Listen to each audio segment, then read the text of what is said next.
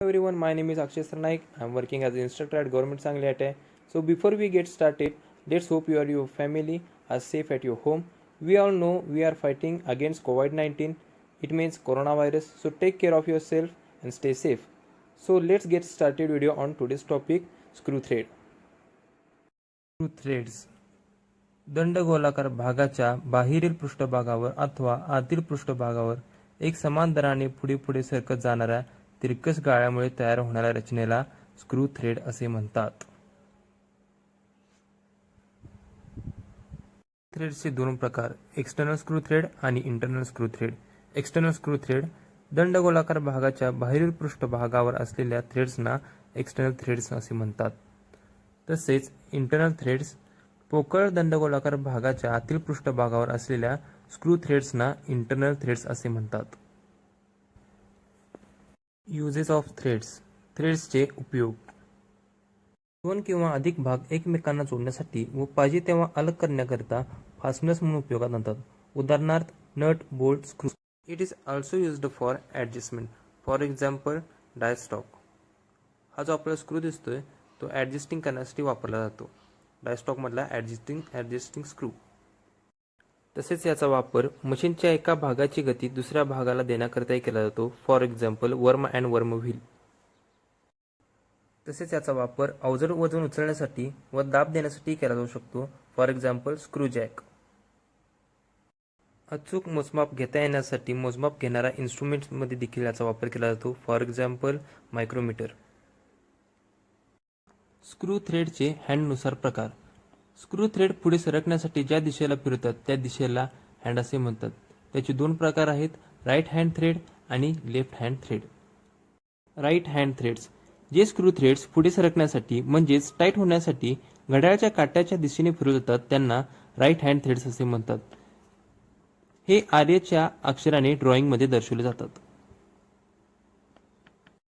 Left hand threads. जे screw threads घड्याळाच्या काट्याच्या विरुद्ध दिशेने फिरवल्यास पुढे सरकतात त्यांना लेफ्ट हँड थ्रेड्स असे म्हणतात. ड्रॉइंगवर हे थ्रेड्स एलच्या अक्षराने दर्शवतात. स्क्रू थ्रेड्सचे भाग. Parts of screw thread. आता आपण स्क्रू थ्रेडच्या भागांची सविस्तरपणे माहिती घेत जाऊया. Major diameter.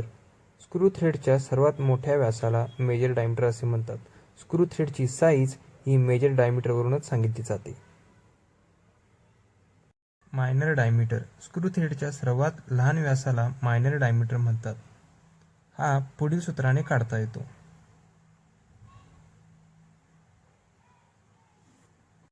Pitch diameter. याला इफेक्टिव्ह डायमीटर असे म्हणतात. स्क्रू थ्रेडच्या खोलीच्या माध्यमातून जाणाऱ्या काल्पनिक व्यासाला पिच डायमीटर असे म्हणतात. याचे सूत्र पुढील प्रमाणे. क्रेस्ट. एकाच थ्रेडच्या दोन बाजूवरील सरफेसवर जिथे जोडल्या जातात त्या भागास क्रेस्ट असे म्हणतात. तर स्क्रू थ्रेडच्या आपण नेक्स्ट पार्टची माहिती जाणून घेऊया. रूट. लगतच्या दोन थ्रेडच्या बाजू जिथे जोडल्या जातात त्या तळाच्या सरफेसला रूट असे म्हणतात. फ्लॅंक. थ्रेडचा क्रेस्ट आणि रूट यांना जोडणाऱ्या सरफेसला किंवा बाजूला फ्लॅंक असे म्हणतात. याला साइड असेही म्हणतात. डेप्थ. स्क्रू थ्रेडचा क्रेस्ट आणि रूट यामधील ॲक्सिसला लंबरूप अंतरात म्हणजेच परपेंडिक्युलर डिस्टन्समध्ये थ्रेडची खोली किंवा डेप्थ असे म्हणतात. Angle of thread. थ्रेडच्या फ्लॅंकमध्ये तयार होणाऱ्या एकूण कोनास थ्रेडचा कोन असे म्हणतात, म्हणजेच अँगल ऑफ थ्रेड. पिच. एका थ्रेडच्या पॉईंटपासून दुसऱ्या थ्रेडच्या तशाच पॉईंटपर्यंतच्या ॲक्सिसशी समांतर असलेल्या अंतरास पिच असे म्हणतात. हा पी या अक्षराने दर्शवतात. पिचचे सूत्र पुढील प्रमाणे. यामध्ये टीपीआय म्हणजे थ्रेड पर इंच. याचा अर्थ असा 1 इंच अंतरामध्ये असलेल्या थ्रेडची संख्या होय. स्क्रू थ्रेडच्या मध्यातून जाणाऱ्या काल्पनिक रेषेला ॲक्सिस ऑफ थ्रेड असे म्हणतात.